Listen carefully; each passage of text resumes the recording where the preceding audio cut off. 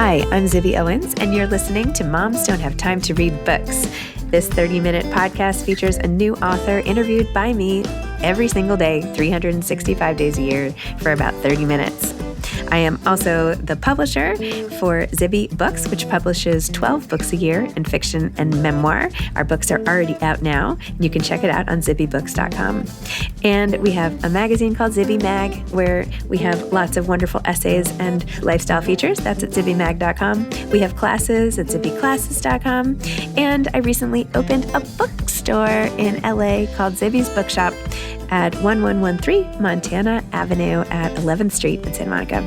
I hope that you are able to enjoy some of our other offerings, but this here podcast is the basis of all of it and started in 2018, and no matter what I do, this is basically my favorite thing. Enjoy.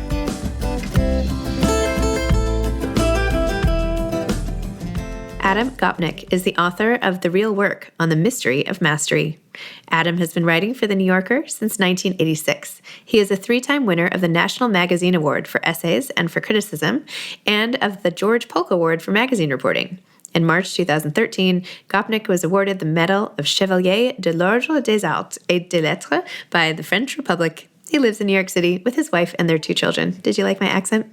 Welcome, Adam. Thanks so much for coming on Moms Don't Have Time to Read Books to discuss The Real Work on the Mystery of Mastery. I am delighted to be here, and I am married to a mom who didn't have enough time to read books, but is catching up on it now and had a kind of typically robust pandemic program of big books. She read through Moby Dick and Proust and all those things. Oh, wow. I can't have them on the podcast, but, you know, we need like an offshoot of like classics. But yeah, exactly. Oh, well, next time.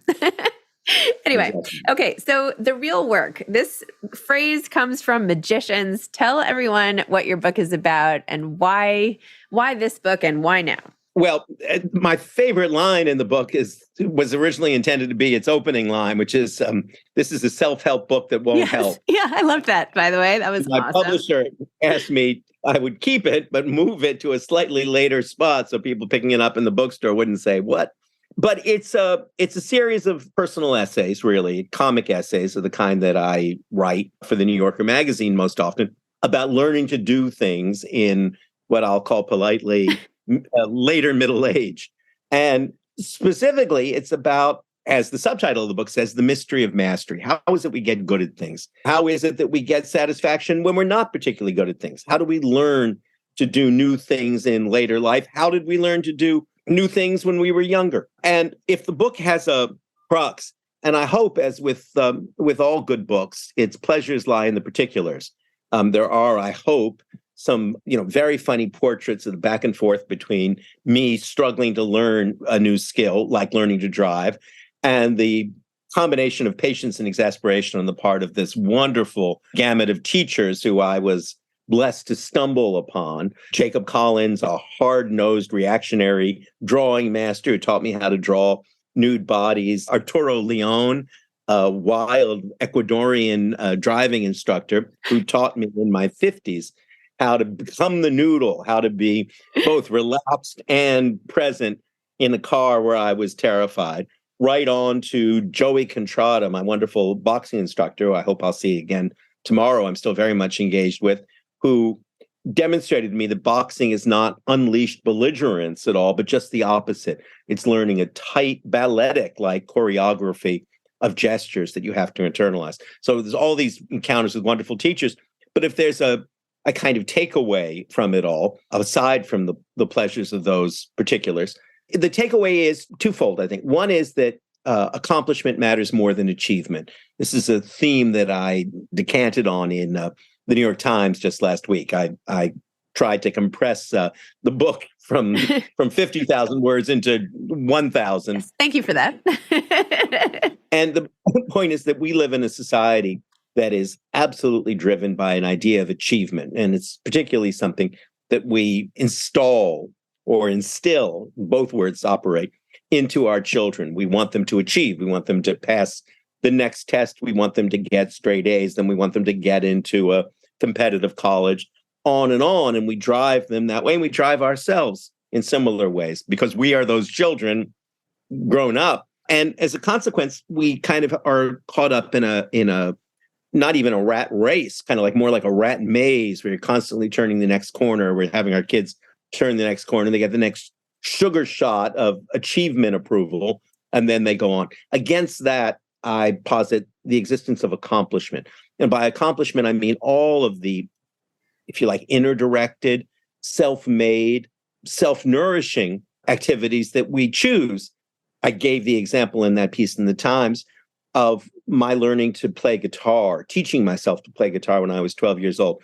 All I had, and if I turned the camera, you would see I still have an acoustic guitar and my will and a big book of Beatles songs with big diagrams of chords. I'd never touched a guitar before, but I wanted to be a Beatle, so just do it. And I laboriously, literally painfully, because stretching your fingers when you're 12 years old over a classical neck, which my son, who's a very good guitarist, told me was a stupid thing to do. I should have had a proper folk guitar. Is difficult, but I managed. Now, I've played guitar professionally once on stage in the subsequent 50 years, but I am nobody's idea of a good guitarist. But in fact, I will tell you quickly a story that I've not told to not mentioned to anybody else, and because it's sort of relevant. The time I played, if I may drop a name, was with James Taylor, the great singer-songwriter, who is a friend. And James had asked me if I would come on stage on Carnegie Hall on the night when he was doing a kind of demonstration of his passion for the guitar. He was doing kind of season at Carnegie Hall. One of the nights was going to be about the guitar, and he asked me if I'd come on and sort of host it because there were lots of guitarists coming on and off stage. And I said, sure, but why don't we do this little bit that we had done once before at a New Yorker festival where he taught me to play a piece on guitar, because everybody would love to take a guitar lesson with James Taylor, and I would stand in for the whole audience. So we did it. We did it on stage at Carnegie Hall. James taught me to play You Can Close Your Eyes, that beautiful lullaby, which I had tried to play for years for my own children and been playing it correctly. And he taught it to me. Audience seemed to enjoy it, but I realized as I left that I could say there are very few superlatives that we can confidently claim in life. I can say with confidence that I am the worst single musician ever to play his instrument at Carnegie Hall. There's no question. That is the one superlative I can absolutely claim. No worse musician has ever played an instrument on stage at Carnegie Hall.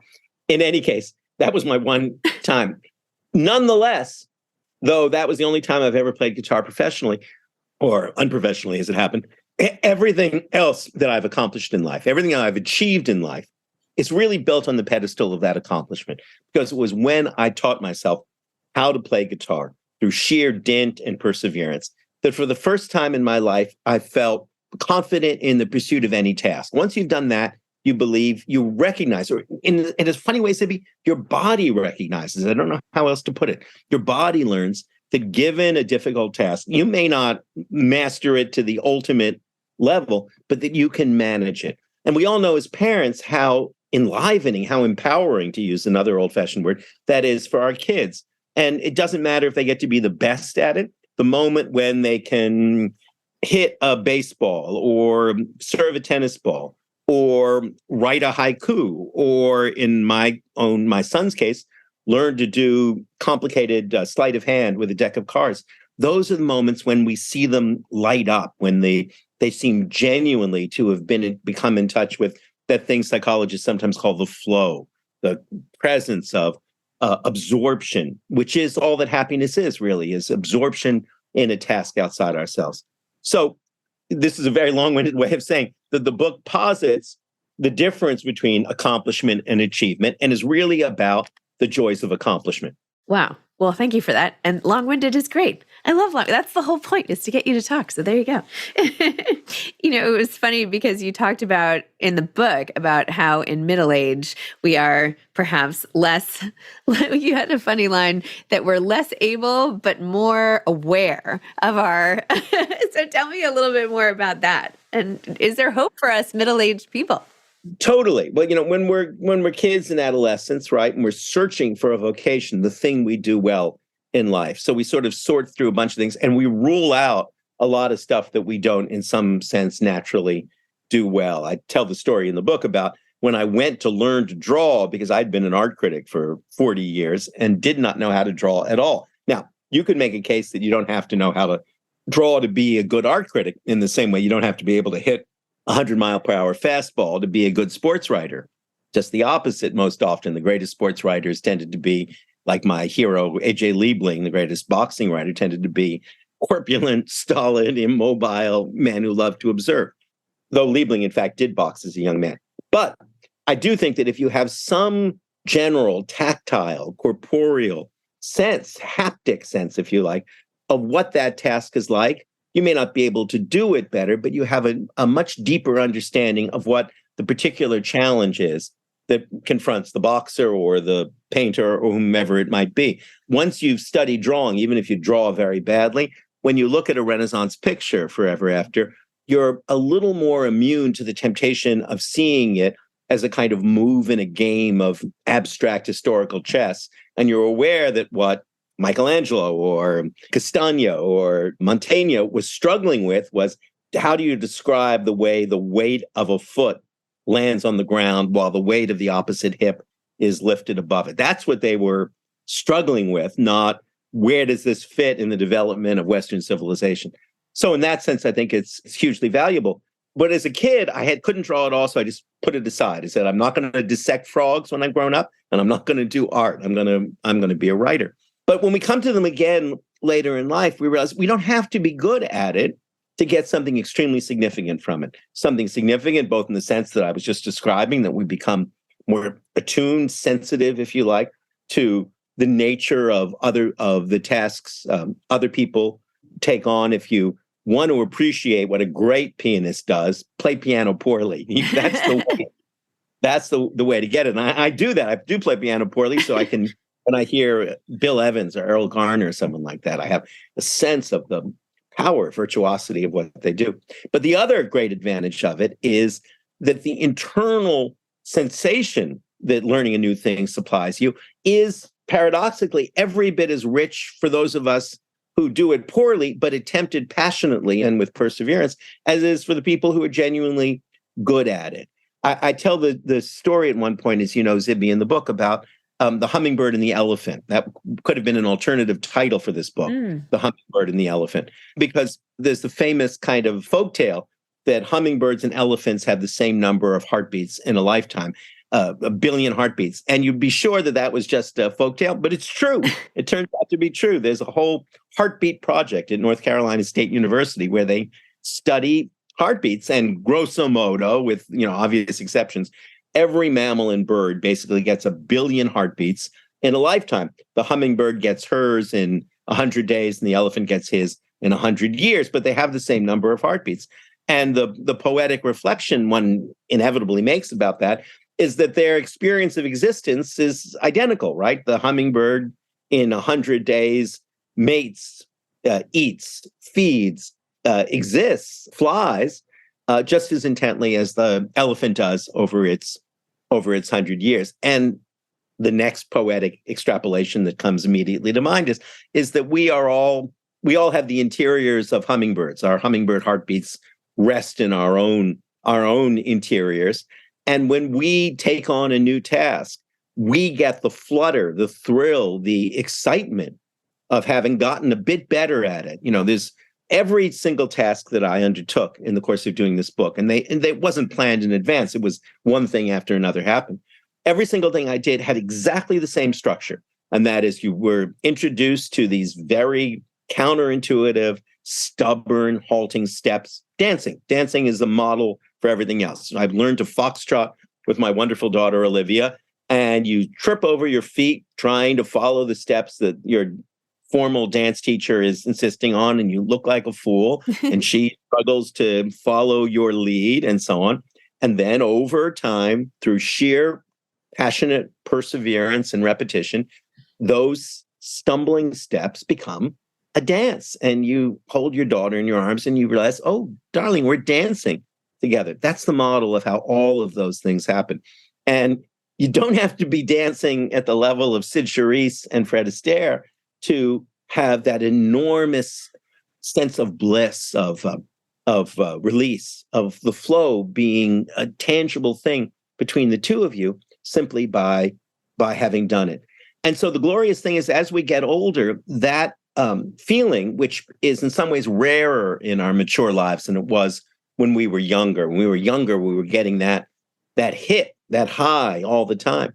But it's still available to us if we undertake the new thing. And so, we tend to condescend to older people who are learning watercolors or doing batik or playing chess. And we have a horribly ageist culture, as I'm sure you agree, and we patronize those people. But those are the people who have rocket fuel in their veins. Those are the people who are getting high on the most powerful cognitive opiate that there's ever been, and that is human entry into the power of absorption, into the flow, into the bliss of accomplishment. Wish my grandmother were alive to hear you describe her late stage painting career, not career, enjoyment. Right. That eloquently, she would have loved it.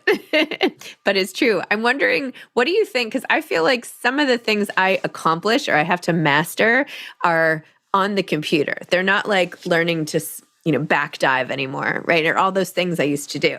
But I can't upload this ad. I have to troubleshoot it. And I finally figured it out. And now I took the ad and I press submit. Phew. Like, does that count? That's why God invented teenagers. To do those tasks for us. Everybody comes up. There's a line. I don't know what it is. It's like anything you didn't master technologically before you were 40 is going to be totally opaque to you. And I am, as much as anyone around, when I can't turn the television on without calling my son in Texas and saying, "Luke, could you have a moment here? We're trying to get onto the Disney app, but I can't do it. What do I have to tell me? Walk me through it." Again, and patiently, he walks me through this very simple sequence that I forgot. One of the things I think is true, and I know it sounds implausible, but authors learn about their own books very often by having conversations like this one, or in my case, I've just come back from a book tour. I've been in 20 cities, and my gosh, I am the Willy Loman of American literature, from town to town, hoping to be well liked, But you learn about your own book when you're out on the road. And one of the things that many readers pointed out to me, which should have been self-evident but wasn't, is that this is a book very much about someone who has spent a large part of his life living in his head, which writers naturally have to do, communicating with symbols, little black and white marks on a screen as now or on a page, who then takes up physical activities, dancing and boxing, drawing, even driving. Now, one of the truths of all those physical activities is that they're not physical. They are profoundly psychological. Anything we do becomes everything we are. You cannot learn to drive a car in isolation from your memories of your father driving, from expectations of your son learning to drive. We are meaning machines. Human beings are meaning machines. And anything we attempt, we can't do mechanically. We do it through the accession of meaning in our heads and hearts and lives. So they're not physical in that narrow sense. They're richly psychological, but they do involve mastering physical actions like boxing or dancing. And so in that sense, I suppose there's a sort of built-in predilection in this book that we all do well by picking out a physical pleasure to pursue as we get older. It's good for your body, it's good for your synapses, and it's good for your soul to perpetually pursue that, and I think that in itself is good, pursuing the physical, even if we understand that there is no such thing as the purely physical in life. Even the most purely physical things we do, like lovemaking, are the most complexly psychological things that we can take part in. Interesting. I love it. Do you think you can ever really master writing? Well, so here's the truth, I think, is that, writing has been my passion since I could read. I never, ever wanted to be anything else except a writer. I'm very monomaniacal in my pursuit of it. And I think it is the one thing that I do well. And I'm too old to pretend otherwise now and to have published too many words. But the paradox of that, of course, is that the thing we really do well is inevitably the thing that gives us, in a certain sense, the least flow, the least bliss, because with everything else we do, simply by watching all the stumbling steps begin to form themselves into an internalized sequence, we get high. But when you do one thing well, inevitably you can only experience the space between your ambitions and your accomplishments. So when I sit down to write a sentence, and I am rare, if not unique among writers, because I love to write. Flip open my laptop at 9 o'clock with my coffee, and I'm a happy man. I love the physical act of writing. But inevitably, when I read it through again, I want every sentence to be as psychologically intricate as Proust, as sensually rhapsodic as John Updike, and as cuttingly sardonic as S.J. Perlman. And I don't get that. I don't produce that. I like what I produce, but I don't produce that. So the space between my ambitions and my accomplishments, as with everyone, I have a dear friend who's a winemaker named Randall Graham. I wrote a profile of once, a wonderful winemaker in California. But when Randall goes to sniff and to taste his own wine, a look of unimmeasurably painful disappointment crosses his face. The wine is good, but he has in mind a 1945 Cheval Blanc, the greatest wines ever made. That's what he's trying to make. And making a terrific wine is just an internal source of disappointment to him. I wonder if there's a way to get to a place where we're all just happy with the best that we're doing. Possible? Not possible? Well, I think in all seriousness, Zibby, I think what you can get to, and that's what I was trying to describe, is a place where you love doing it. That you can get to, right? Where you'll never feel that it's good enough, but where you actually actively love the act of doing it. And, die nu, as we say it. Yes. And Seder, die nu, that is enough. I actually have a novel coming out in March, and the main character, one of the characters has a dog, and I named the dog Dianu.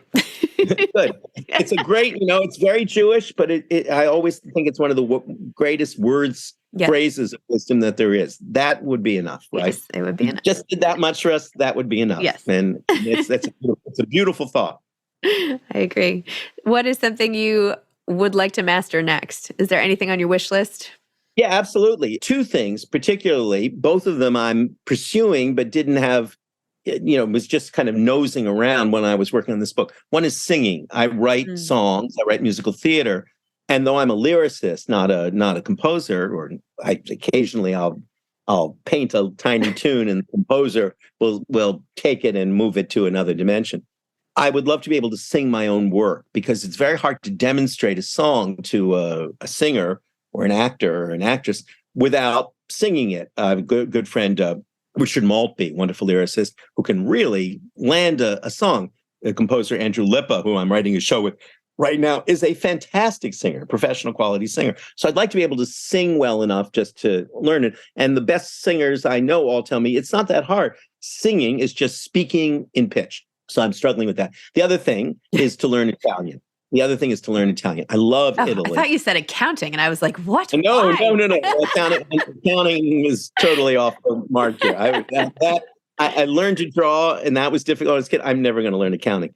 But Italian, I love Italy, as who does not? Yeah. And I love going to Italy. I speak decent French, having grown up in Montreal and having lived in France for many years. But I don't speak Italian, and I feel that terrible sense of frustration and inadequacy. And the worst thing I ever do in life is to pretend to speak Italian when we're in Italy. I once, in a restaurant in Venice, I ordered very confidently wild strawberries for dessert and got a plate of green beans instead, because there's a single R, fragolini and fagiolini, that divides them.